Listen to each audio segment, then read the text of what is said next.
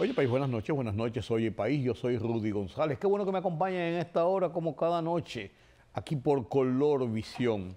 Pasamos revistas a los temas noticiosos ocurridos en el país y en el resto del mundo.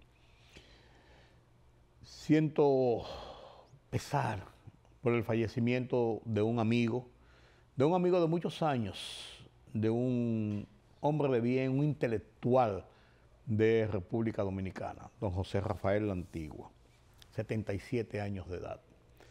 José Rafael le conozco desde muchos años, pero interactuamos mucho en los años de mediados del 80 hacia arriba, hasta la primera parte de los 90 del siglo pasado, hace ya más de 30 años. José Rafael escribía en el periódico Última Hora los sábados una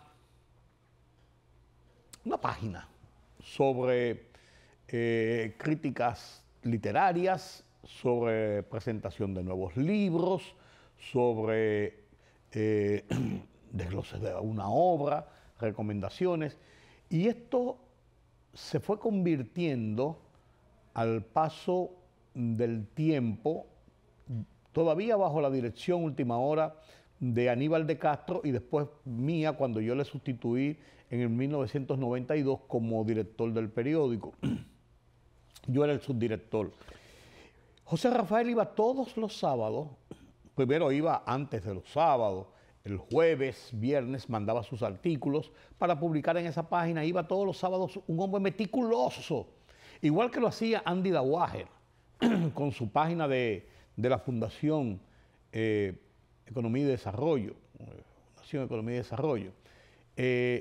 Andy iba, él o algunos de sus asistentes, los sábados a corregir su página, que ya estaba montada ahí en la parte de atrás, en el Pay Touch, a corregir línea por línea para que todo saliera perfecto, sin errores, sin textos cruzados, nada de esto. Y José Rafael iba frecuentemente también los sábados a hacer lo mismo. También lo hacía en un momento determinado Ángel Hernández, que fue ministro de Educación, también en una página que publicaba, que después se convirtió en 2, en 3 páginas, sobre asuntos de educación. Pues José Rafael comenzó con esta página que se convirtió luego en 2, después se convirtió en 4, después llegó a tener hasta 8 y hasta 12 páginas. Era un bloque del periódico sabatino, de Última Hora Sabatino. Un bloque, Ventana se llamaba su sección.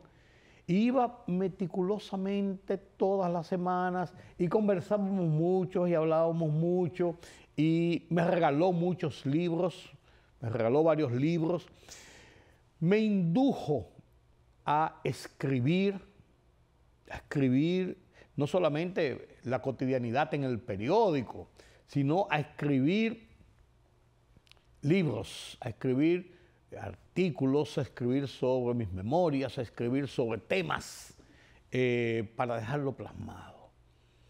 Y recuerdo, José Rafael era un hombre muy acucioso, una excelente persona.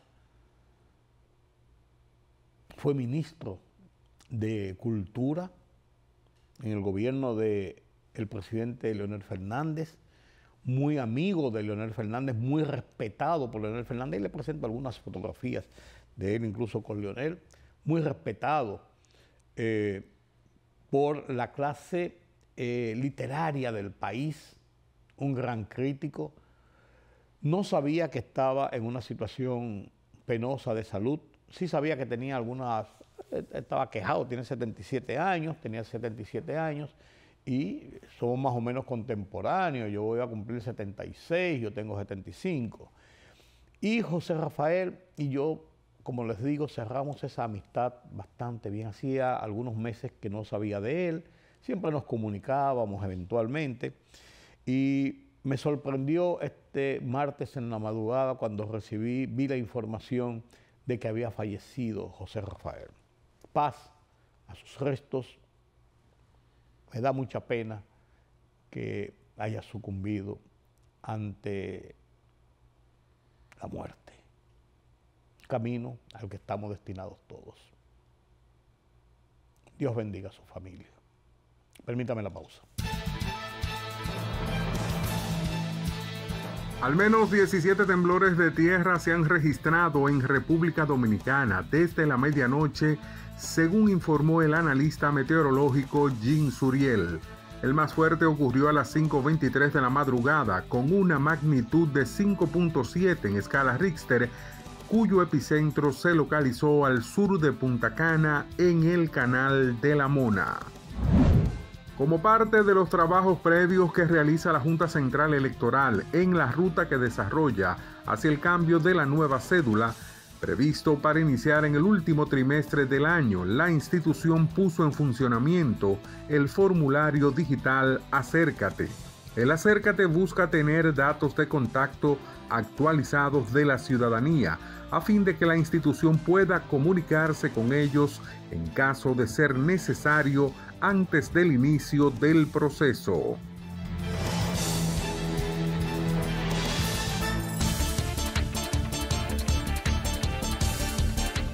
Moscú se considera con derecho, si es necesario, a tomar medidas para desplegar misiles terrestres de corto y mediano alcance, afirmó el portavoz del Kremlin, Dmitry Peskov, al comentar las recientes declaraciones de la Cancillería rusa.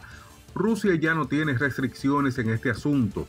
Rusia ya no se considera limitada por nada. Por consiguiente, Rusia se considera con derecho, de ser necesario, a tomar las medidas pertinentes, señaló a los periodistas.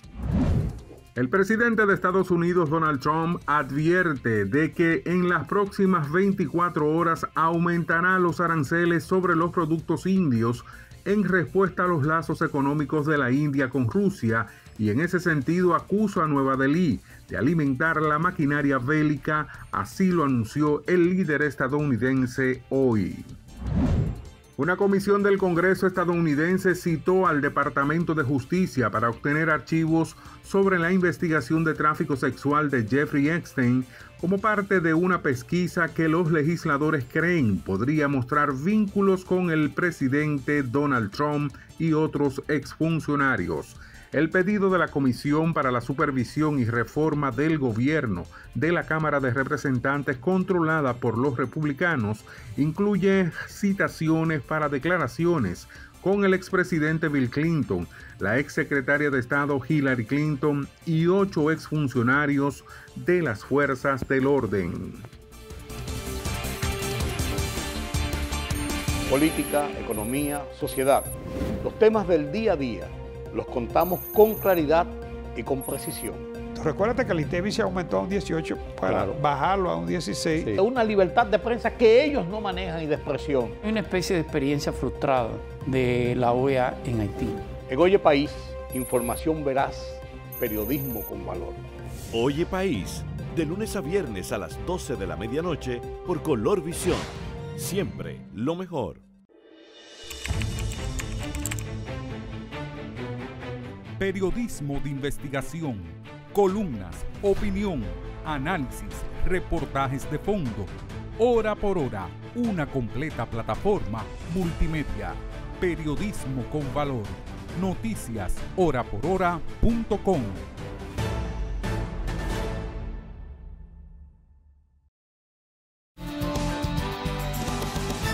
Tembló la tierra 5.7 este martes en la madrugada y estamos viendo, dándole seguimiento a los temblores allá por Rusia. Todos los días está temblando, ha seguido temblando desde hace 3, 4, 5 días. El más grande 8.8 la semana pasada y ha seguido 6, 7, 6 punto tanto. Todos los días han seguido los temblores. Y eso se ha sentido a gran parte incluso por la zona del Pacífico, toda esa franja de la parte sur, de la parte sureste de Estados Unidos, Centroamérica, Sudamérica. Despertaron al país con ese temblor que hasta donde se tenga conocimiento no causó daño, cerca de su epicentro, cerca de Punta Cana. Muy profundo, claro, 164 kilómetros de profundidad se produjo este temblor y se sintió. Miren, los Estados Unidos han anunciado la imposición de una fianza, no a todos, sino a los que decida el cónsul cuando usted va a solicitar una visa B1, B2, una visa de turismo, una visa de negocios. Cuando ellos ven el perfil suyo, ellos pueden establecer, sí, aplican simplemente, le entregan su visa, pero también pueden tomar la decisión de solicitarle el depósito de una fianza por esta visa. Y esto se está tomando y lo ha tomado el Departamento de Estado a propósito de países que tienen un alto número de personas que tienden a quedarse en Estados Unidos por más tiempo del que le da la autorización cuando usted entra a territorio americano con una visa, sea de turismo, sea de trabajo, sea de negocios, el tipo de visa que sea, le dan un tiempo de permanecer en territorio norteamericano. Hay países que tienen tendencia a que muchos de sus ciudadanos tienden a quedarse más tiempo y hasta quedarse definitivamente. Entonces, como en los Estados Unidos se llevan estadísticas y todo esto está sentado, se hacen clasificaciones de países con esa mayor tendencia y entonces el cónsul que le entrega la visa, sí, usted aplica para esta visa, pero yo quiero que usted nos deje una fianza entre $5,000, $10,000 o $15,000 que hay que depositar en el consulado como fianza para el buen uso de esa visa. Una fianza que es devuelta después si se ha cumplido bien con el requerimiento de uso debido de la visa. Esto puede causar a mucha gente hasta cierto resquemor, pero son las leyes norteamericanas y son las decisiones de los Estados Unidos, y más en esta guerra que tiene la administración del presidente Donald Trump sobre el tema de los ilegales, de los indocumentados en el territorio norteamericano. Porque no es solamente la persecución de los indocumentados y la deportación a sus países, sino también los controles migratorios que a partir de trata de establecer la autoridad de los Estados Unidos en ese sentido. Y ese es su derecho, ese es su derecho. Ahí no hay más nada que hacer que no sea respetar ese derecho. En Haití, señores, la cosa ha tomado un giro mayor. La Embajada de los Estados Unidos cerró sus operaciones y a su personal los mantuvo bajo control en el local de la Embajada de los Estados Unidos en Puerto Príncipe, a consecuencia del auge de la violencia, a consecuencia de continuos y largos y profusos tiroteos en el entorno de la propia embajada, no contra la embajada, pero esto representa un peligro para su personal o el personal que entre, que vaya, que salga de la embajada, y por eso han tomado esta medida. Cuando los Estados Unidos toman una medida de esta naturaleza, hay que entender que ve un deterioro de la situación, una situación de violencia que ya acusa un buen tiempo con las acciones de estas pandillas que nomás en esta semana entraron a un centro de orfanato y provocaron el secuestro de varias personas, entre ellos una misionera irlandesa, un niño de 3 años y varias otras personas. Hablan las Naciones Unidas de un agravamiento en la violencia, 1.500 muertos en los últimos 2 meses, fruto de la violencia callejera impuesta por las pandillas que dirige principalmente este señor Jerry Serr, alias Barbecue, que tienen un control de las calles y un control de los barrios en la misma capital haitiana, con todo y la presencia de las fuerzas de Kenia y de otros países que están allí para tratar de ayudar a la policía, a la autoridad, a imponer el orden. lo cual ha sido imposible. Establecer la paz, lo cual ha sido imposible. El gobierno provisional habla de elecciones para el año que viene, pero como va esto, ellos no tienen ningún control de lo que pasa en el país. Al contrario, las bandas violentas, para decirlo de otra forma, asesinas, son los que tienen el control del país. Vamos a ver qué pasa con esto, porque la situación es bastante tensa, bastante molesta, bastante crítica, diría yo. El tema de las drogas sigue siendo motivo de preocupación y las autoridades han seguido incautando. Incautaron en Santiago una cantidad de droga que trataba de llevarse en láminas, en unas cajas. Todos los días las incautaciones de drogas en República Dominicana se hacen más frecuentes y en grandes cantidades. Sigue aumentando. Se habla de una cantidad apreciable de droga incautada, no solamente en los puertos y en furgones, sino en territorio dominicano, en los operativos que hace la Dirección Nacional de Control de Drogas. Un tema que preocupa, El Código Penal es un hecho, ya fue aprobado en el Congreso, ya fue promulgado, es un hecho. Tiene muchas aristas. El tema de las 3 causales, que fue en un principio lo que dividió y lo que dilató la aprobación de este código, ha quedado un tanto relegado por una serie de novedades que plantea este nuevo código, un código muy amplio, muy detallista, con, vuelvo y digo, una serie de novedades, de crímenes, de actos ilegales del momento, la situación de la tecnología, el bullying cibernético, los feminicidios, el tema de la corrupción, una serie de detalles para ser aplicado dentro de un año, porque hay lo que se llama vacancy ley, que es un tiempo de vacancia en que no se aplica esa ley hasta que sea del todo conocida por los actuantes. Y en ese interreno también pueden haber enmiendas. Converso después de la pausa con Julio César de la Rosa, el presidente de la Alianza Dominicana contra la Corrupción, abogado de la República, constitucionalista, un letrado sobre los temas legales, los temas constitucionales. Vamos a hablar de código después de la pausa. La libertad solo reside en los estados en los que el pueblo tiene el poder absoluto. Por el respeto a los valores democráticos y la dignidad del pueblo dominicano, El Rumbo de la Tarde, plural, objetivo, comprometido siempre con la verdad. Con Georgie Rodríguez, Rudy González y Ramón Colombo. Los poderosos ya están en el aire.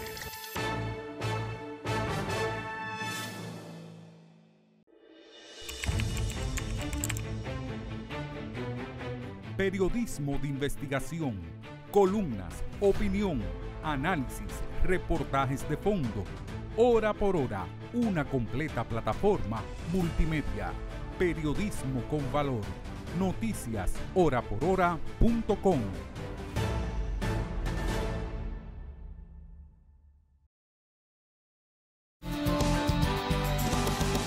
Gracias por continuar con nosotros aquí en Oye País. Conversamos sobre justicia, conversamos con los expertos. Código está en el aire. Hay también un tema que es el del Ministerio de Justicia, que se hicieron algunas enmiendas, algunas cosas, que está listo para entrar, quién será el ministro, cuáles son sus atribuciones, pero el código en sentido general. Y le comentaba yo a mi amigo que a mí la palabra, y se lo he dicho muchas veces, la ley posible no me gusta. Y la ley posible es un indicativo público como de que, bueno, eso fue lo que pudimos hacer, y diciendo realmente había que hacer más. Entonces, si había que hacer más, 20 años tiene el código dando vueltas, y es verdad que cada vez le ponían nuevas cosas y venían nuevos delitos, pero si lo dejamos para el año que viene van a haber nuevos delitos y nuevas situaciones. Entonces tenemos que sacar, pues no la ley posible, la ley que debe ser, pero tenemos código, y es lo que tenemos. Vamos a trabajar sobre el código que tenemos, y a mi invitado, que es un invitado de esta casa, Julio César de la Rosa, el presidente de ADOCO, la Alianza Dominicana contra la Corrupción, experto en los temas constitucionales y de derecho. La pregunta es muy fácil. Su valoración sobre este código y cuáles son los puntos vitales y esenciales del mismo. Buenas noches, Julio César. Buenas noches, Rudy. Hablar contigo es conversar un café, que te debo varios. Así es. No, antes que me los cobres, porque tú andas con un acto alguacil en la mano para metérmelo por la boca. Lo vamos a canjear por un almuerzo. Don Pepe. Claro. Cuéntame, Julio César. Bueno, mira, es así como tú dices, el código posible es lo que tenemos, vamos a arar con los bueyes que tenemos. Yo particularmente me siento identificado con el mismo, no obstante que no es el perfecto, el ideal, pero es lo que tenemos y que puede ser perfectible. La vacación ley de 1 año, eso pues, evidentemente que allana el camino para todos esos detallitos que los hay puedan ser corregidos. El de la proporción de las penas, en algunos casos, que no le da al juez ese intervalo de poder ser equitativo para un caso donde una persona que no tiene una participación tan profunda, si se puede llamar, como otro, pues se le aplica la misma pena. O sea, es un caso que se debe tomar en cuenta de la misma forma que particularmente nosotros, desde la Alianza Dominicana contra la Corrupción, lo que más hemos valorado es que se le haya dedicado un título a la corrupción, un capítulo, varias secciones y subsecciones, lo que significa que se ha tipificado el glosario de corrupción. Porque recordemos que el código que fue observado, nosotros fuimos de los que le pedimos al presidente que le fuera observado porque habían tipificado la corrupción como un delito. Y la corrupción es un concierto de delitos. Entonces, no es un delito único, sino... No te pusieron que el que cometa actos de corrupción, una pena de 5 a 10 años. Bueno, ¿y quién va a descifrar la corrupción? Y la gravedad de cada uno. Y la gravedad de cada uno. Podían ser 10 actos de corrupción y te iban a aplicar la misma pena de 5 a 10 años. Entonces ahora el código se encargó de listar, y es por eso que te han dedicado 25 artículos, del 284 al 308, donde aparecen peculado de uso, conflicto de interés, abuso de autoridad, malversación, distracción. Cada uno de esos tiene una pena individual. Y particularmente nosotros hemos valorado el hecho del peculado de uso, que en la propuesta en la vista pública, a raíz de nuestra crítica, que esta vista pública la presidió el presidente de la Cámara de Diputados, Alfredo Pacheco, nosotros dijimos, no, es que aquí hay una figura que no se contempló, que es la malversación de uso. Ellos la cogieron y le variaron malversación por peculado de uso. Eso a diario lo vemos, Rudy. Hoy el presidente a cada momento no tiene que emitir un decreto que prohíbe el uso de vehículos oficiales los días feriados. Sí. Ya aquí no hay que emitir ese decreto. Está contemplado en el peculado de uso. Sí. El darle uso a un vehículo de una institución fuera del horario o fuera de la actividad propia de la institución, eso es peculado de uso. Irse de viaje de vacaciones y disfrazarlo de un evento. O de una licencia médica. Sí. Pero también con los fondos usar públicos. la tarjeta como estamos nosotros haciendo una investigación de la institución de gastos de representación. ¿A los restaurantes? No, restaurante, tú puedes alegar que tú invitaste a alguien con el que tú vas a tratar algo de la institución. Eso es entendible. Por ejemplo, el canciller, una tarjeta de representación. Hay casos y casos. ¿Entiendes? Pero nosotros tenemos casos de que con una tarjeta de representación se compraron software, licencia de software, disque para la institución, pero el que lo compra para la institución no puede comprarlo para sí mismo. Tú me recuerdas que cuando nosotros sacamos el periódico Diario a Diario, en 2004, a propósito de la intervención grosera del Grupo Listín por el caso Baninter, nosotros sacamos este periódico, Miguel Franjul y yo, a la cabeza, con el equipo de nosotros, Josefina Navarro, Fabio Cabral, Lito Santana, Ramón Jerez, Ingrid Quesada, Pedro Vargas. O sea, éramos un equipo que salimos del Grupo Listín y trabajamos en eso. Y una de las ediciones hablaba de que el Banco Central de ese momento era un barril sin fondo. Y publicamos los vouchers de cómo se usaban una tarjeta de la institución para gastos de representación para comprar en Pricemark. 100 y pico de mil de pesos. Sí, claro. Y eso es peculado de uso. Me acuerdo del caso por, claro. Por lo que tú estás relatando. No, pero tú tienes un amigo en una institución que brega con construcción. Tú necesitas un pozo tubular. Fulano, mira, ¿tú crees que es posible? Claro, yo te mando el camión. Tú le das algo al operario. Ah, pero él no se robó el camión, pero le está dando un uso diferente. Claro. Eso es peculado de uso. Eso que es muy común. No, eso pasa a diario. Por eso, cuando te establecen pena de 5 a 10 años, y bueno, aquí no van a... Aquí no dará abasto los tribunales. O se acaba el relajo. O sea, porque la ley y sobre todo el código tiene ese doble efecto, que es sancionar la infracción, pero prevenir a que no se cometa la infracción. Sí. Entonces ya nosotros que vamos a iniciar un proceso de inducción sobre lo referente a esos 25 artículos, queremos llevarle a los servidores públicos esa inducción para que ellos sepan lo que significa y el conflicto de interés. Vemos con frecuencia que un funcionario es empresario, dice, no, eso lo maneja la familia, está a cargo de eso. No, pero ya cualquier participación en un proceso de una empresa vinculada va a tener consecuencias. Entonces, el código... Oye, pues eso es una buena herramienta en la lucha contra la corrupción. No, para nosotros estamos realmente sumamente satisfechos y por eso calificamos de algo trascendental el hecho de que el presidente haya promulgado el código. Porque es que para la lucha contra la corrupción esa es una herramienta efectiva. Sí, lo que tú planteas. La prescripción de la persecución por casos de corrupción. El Código Penal actual contempla dentro de la tipificación de la pena a partir de infracción, delitos y crímenes, pues cada uno tiene una duración, la persecución, la infracción 1 año, los delitos 5 años y los crímenes 10 años.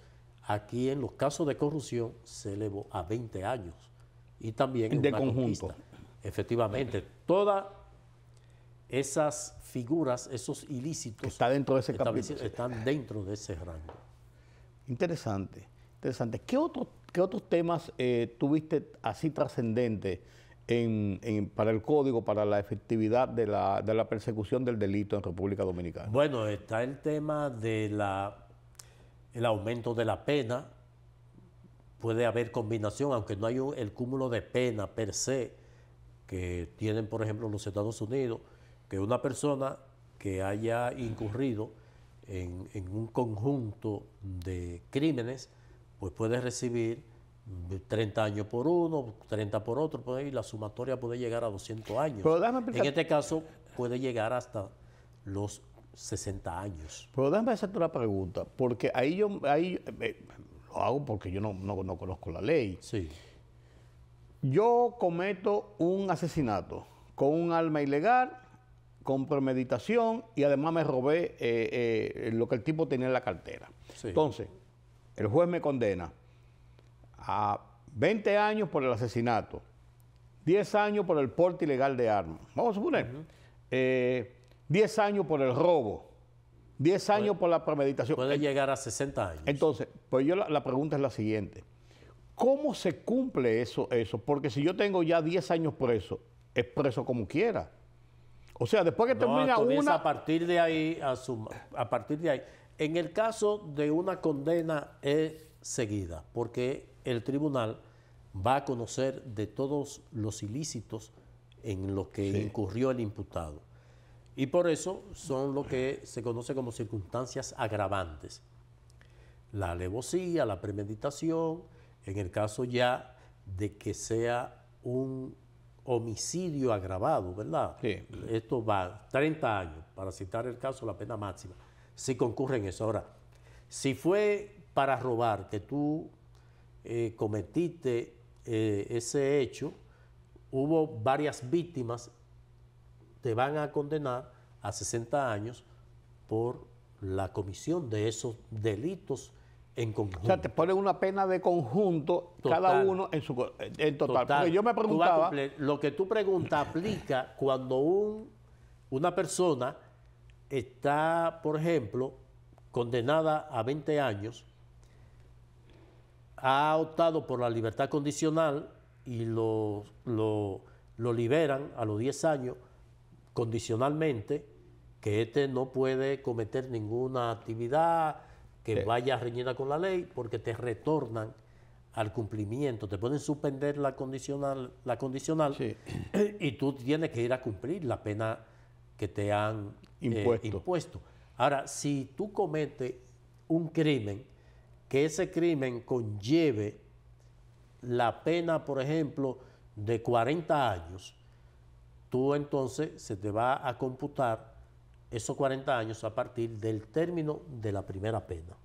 Entonces ya, si fueron a 10 años, tú vas a cumplir tus 10 años y a partir de ahí comienza, igual que cuando un recluso le quita la vida a otro recluso.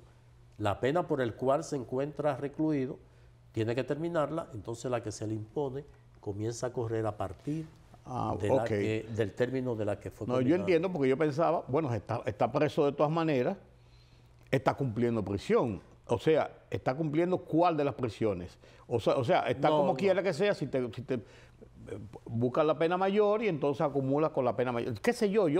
Exactamente, pero aplica perfectamente en una pena en conjunto por los diferentes crímenes cometidos. ¿Qué otros hechos tú, otros elementos? El tema, por ejemplo, de la responsabilidad de la autoridad cuando comete abuso de poder, en el caso sobre todo de los agentes de la fuerza del orden o militar, eso también tendrá una consecuencia que actualmente no tiene, el tema de los feminicidios, que aumenta la pena, de igual forma lo agrava a partir de si es a menor de edad, una persona de la tercera edad, en fin. De igual forma, trae consigo los referentes, que esto no es algo plausible, sino son de las cosas que se deben observar al momento de modificar el código en este año, que es lo que se había cuestionado a la creación del Instituto de Comunicación, que habían sanciones de tipo de difamación e injuria, y también para las personas que sean objeto de crítica o de algún cuestionamiento, se trajo al Código Penal, y eso tiene que revisarse, han habido ya varias críticas. También lo que es el ciberbullying, que son aquellas burla que se pueda hacer contra no hay una persona que... Me quiero detener ahí en el tema de la comunicación. ¿No habría una duplicidad en el caso de la difamación e injuria? Porque está contemplado en la ley de prensa, que ahora se está haciendo una ley de prensa nueva, pues está contemplado en la ley de prensa. Entonces, ¿no había una duplicidad si está en el Código Penal? Bueno, no, porque en el caso, la ley, no sé, actualmente la 62. 132. Esa ley, pues, está prácticamente ya obsoleta, ha sido desmontada por decisión del Tribunal Constitucional. Pero en algunos aspectos, pero no en ese aspecto necesariamente. Pero en el aspecto de la penalización de la difamación e injuria, y hay varios criterios en ese orden, pero el Código Penal actual sí contempla la modalidad de la difamación cuando se utilizan medios electrónicos, no necesariamente los convencionales, sino que se utilizan las redes sociales para la difamación, que también está contemplada en la ley de delitos electrónicos, que persigue la difamación delito de alta tecnología. De alta tecnología, efectivamente, cuando se utilizan las redes sociales para difamar o injuriar a una persona. Sí, porque están los casos de la difamación contra funcionarios, están los casos de la difamación en la parte civil. O sea, yo te difamo a ti, tú me demandas a mí. Claro. O sea, ahí no hay intervención del Estado necesariamente, sino que es un tema civil. De acción pública a instancia privada. Sí, pero en el caso cuando es un funcionario, cuando es el presidente de la República, entonces ya sí entra el Ministerio Público puede perseguir. ¿Qué otros aspectos tú encuentras, Julio César? Porque este código, que es muy amplio, tiene muchas novedades. ¿Qué otras novedades tú encuentras? Mira, hay que profundizar, porque nosotros teníamos el proyecto de código, pero fue en los vaivenes de la Cámara de Diputados al Senado, fue de una forma u otra, fueron variados, inclusive las posiciones de los artículos, que invita a que uno tiene que comenzar de nuevo. Yo me he circunscrito en el aspecto de la lucha contra la corrupción. Lógico, porque ese es tu fuerte. Los conflictos de intereses, como dije anteriormente, la coalición de funcionarios, pero también en lo referente a las compras y contrataciones públicas, donde ya ese es un tema. Trae la tipificación penal de la violación no de la ley de compra, que dicho sea de paso fue modificada también y contempla sanciones penales, sino las actuaciones de los funcionarios que incurren en lo que son algunos aspectos de los procesos de compras y contrataciones que hace el Estado. Y esto también se considera una conquista, y sobre todo la coalición, algo parecido a la asociación de malhechores, que se genera con frecuencia en el Estado. Creo que dentro de las novedades a destacar, pues esto de los temas de la corrupción, para mí es lo más en este caso oportuno, precisamente porque va a lograr no solamente sancionar a los que incurran en actos de corrupción, sino también a prevenir la corrupción, que finalmente, conjuntamente con la sanción, es lo que procura el establecimiento de la pena, que es prevenir. ¿ADOCO va a preparar o está preparando, o está estudiando, o va a estudiar, o tiene en la mira, ahora en este interregno de un año, pero no lo va a dar para el último mes? Sí. Preparar algunas suertes de inducción. Sí, para hacer algunas reformas, algunas modificaciones o hacer algunos planteamientos. Sí, los planteamientos van a ir en el orden precisamente de la calificación de menos grave a grave, que no le deja, como dije al principio, ese espacio al juez. Para una persona, para citar el caso, un transporte público o de cualquiera de las plataformas de transporte, él transporta a una persona con un objeto robado.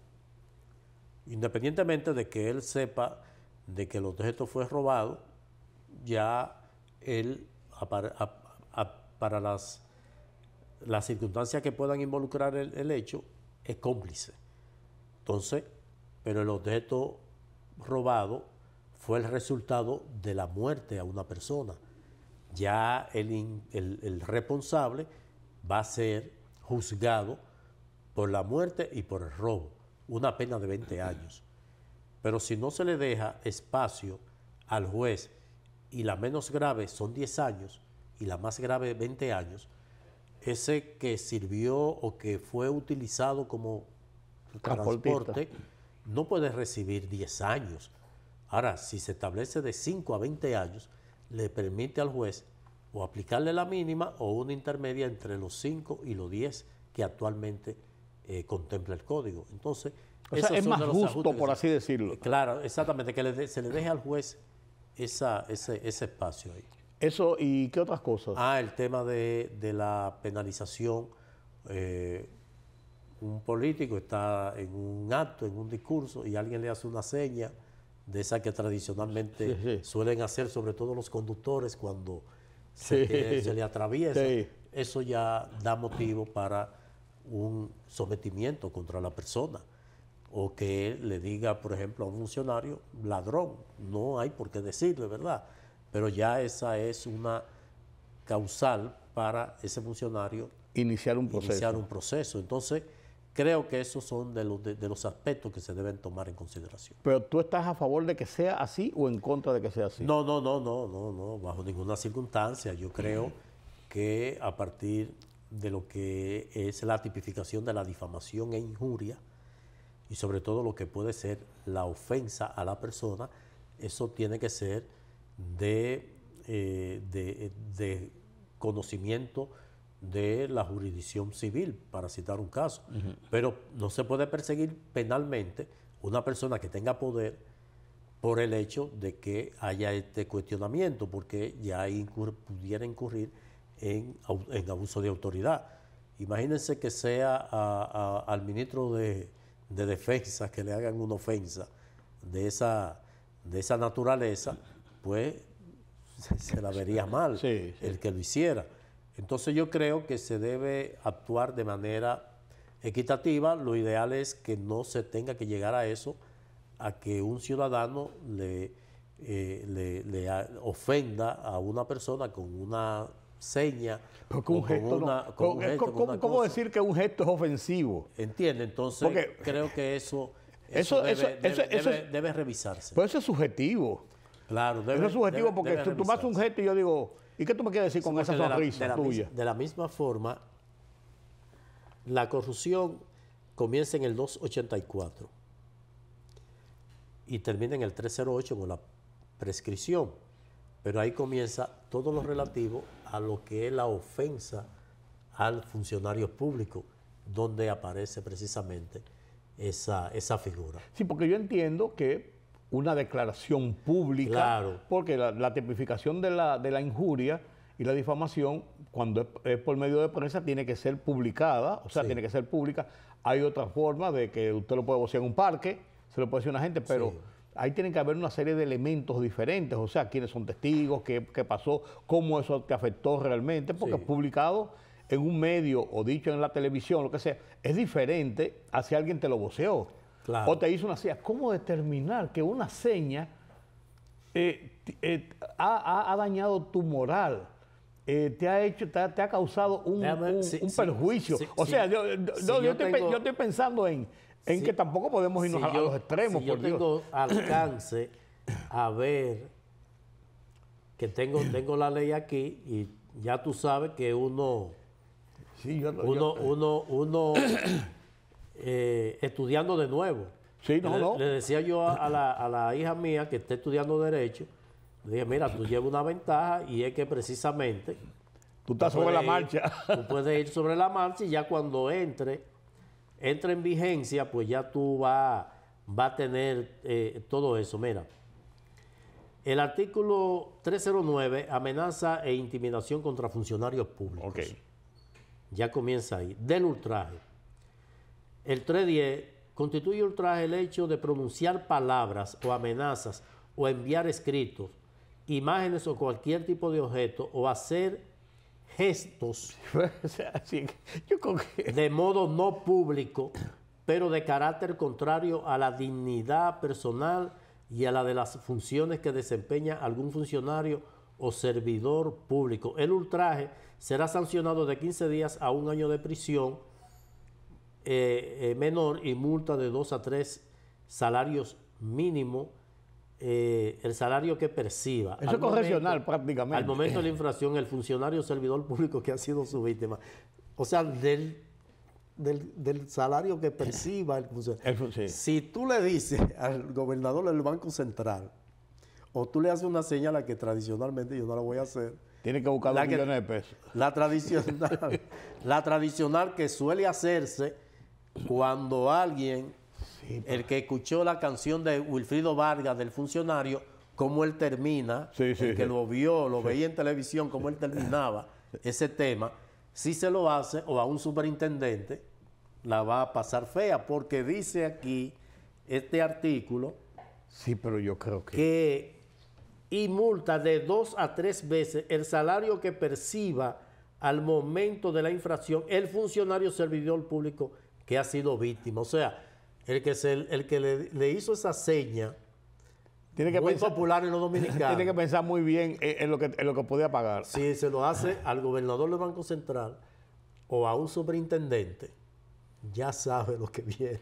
Sí, pero yo creo que... Entonces yo creo que eso debe revisar. Pero yo creo que eso es un extremo. Digo, no sé, pero me da la impresión de que es un extremo. El que envíe un documento que haga una alusión en un medio eso es otra cosa. Pero un gesto, bueno.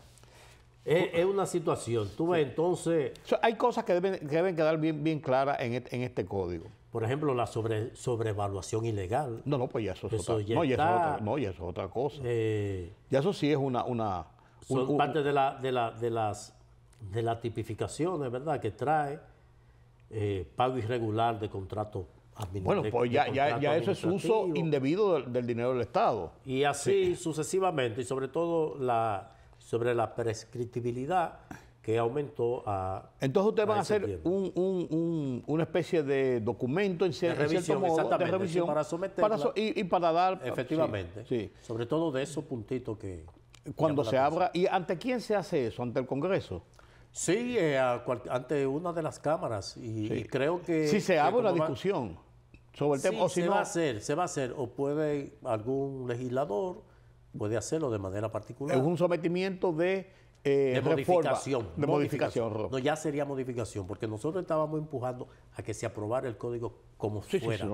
No, yo puede ir, yo creo que eso es correcto. Puede irse aplicando los aspectos más importantes. Ahora, respecto a esa modificación, lo que hace una ley, se modifica el artículo tal de la ley tal, 7425, respecto a ese artículo. Entonces, lo que se hace, que se pone en negrita, es la modificación atinente a ese artículo. Confírmame una duda que yo tengo. La ley está aprobada, ya es una ley. Sí. No se está aplicando porque tiene una vacación ley. Una vacación de 1 año. Sí. En el interregno de ese año, Julio César de la Rosa o Rudy González puede someter un proceso de inconstitucionalidad sobre algunos de los aspectos, claro, o tiene que esperar que haya una acción de esa ley que te perjudique para tú proceder a esa metodología de impugnarla. El control de la constitucionalidad en la República Dominicana va en 2 direcciones: control directo o control difuso, que es el que se hace ante cualquier tribunal de la República. Okay. El control directo, pues una acción directa se lleva al Tribunal Constitucional. Como es una vacación ley, para fines de su aplicación, operaría un recurso de inconstitucionalidad en algún aspecto que entienda una persona con interés legítimo demostrado puede atacarlo ante el Tribunal Constitucional. Sin que sea perjudicado directamente. Tiene que probarse el interés legítimo que debe tener. Es el interés legítimo. ¿Por qué yo estoy cuestionando esta ley? Afectado, efectivamente. Entonces, el control difuso no pudiera, en este caso, operar porque no tendría un tribunal el conocimiento del código ante un hecho. El control difuso es que si yo estoy en un juzgado de paz, yo puedo atacar la inconstitucionalidad. Porque se me está aplicando algo que yo entiendo que es inconstitucional. Exactamente, el tribunal puede perfectamente declarar la inconstitucionalidad, pero como no está en vigencia, no se va a conocer. Entonces tendría la vía directa del Tribunal Constitucional. Qué bueno hablar con los expertos. Gracias, Julio César, por aclararnos muchos de estos aspectos que todavía habrá que estudiar y habrá que ver, porque es un código amplio, muy detallista, con muchos aspectos que aquí todo el mundo se llevó en las causales. En las precausales, que el aborto. Pero si uno, mira, no hemos hablado de ese tema y tiene tantos aspectos importantes para la vida cotidiana y para el ejercicio de la justicia y la persecución del delito, que yo creo que las tres causales se hizo bien en dejarla aparte, pienso yo.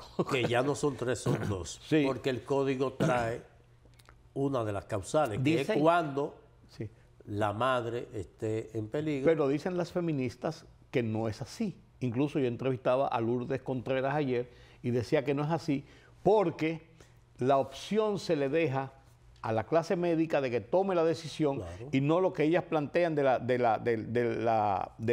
tema de las causales, de que sea una decisión de la mujer si se hace o no se hace el aborto. Entonces ellas ahí difieren en eso. No, pero es porque ese es su discurso y yo lo respeto. Ese es su discurso, producto de que inclusive antepusieron todo lo beneficioso que trae el código. Por eso digo. Nada más por eso. O sea, el interés de la feminista era que le permitiera a una mujer, después de tener una relación y no querer desembarazarse, porque ese es el objetivo primordial de ellos. Sí, el tema es que yo decida abortar y punto. No es la clase médica, porque ¿qué es lo que se procura? La depenalización, ¿qué es lo que procura? Exonerar al médico que va a intervenir. Claro. Y eso fue lo que ellos lograron. O sea, médico, si usted se ha visto en la obligación de esto, bajo el protocolo establecido por el Ministerio de Salud Pública, usted no va a tener problema con la justicia. Entonces no se le puede dejar a que sea el consentimiento de la mujer de que sí, no, que ya yo no quiero tener ese muchacho. Así no funciona. Gracias, Julio César, gracias a ustedes por acompañarme en este conversatorio interesante sobre este nuevo elemento, fruto de tantos años de discusiones y de reuniones y de aprobaciones y observaciones. Finalmente tenemos código. Será hasta mañana nueva vez aquí en Color Visión. Yo soy Rudy González. Pasen un feliz resto de la noche.